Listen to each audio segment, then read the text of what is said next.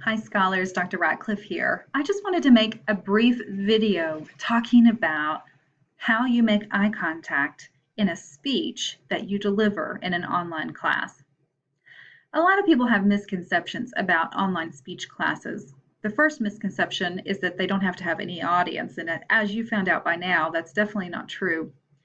We want you to have an experience where you're speaking to a live group of people so that you get that public part of public speaking when you're delivering your presentations for this class. That's why we have you gather your audience of live adults in your home or at your work or wherever you choose to give your speeches. I noticed over the years of teaching this class that every now and then I get a student who, though they have their live audience sitting over here, they just tend to look at the camera when they deliver the speech. What we want you to do is to consider that you have multiple audiences in this speech class. First of all, and most importantly, you have your live audience there gathered in the same place as you, listening to your speech.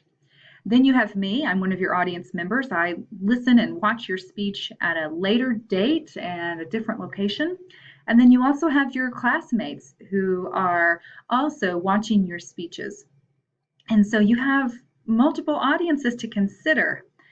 But in public speaking, we want to train you to look at the people who are there in your presence when you speak.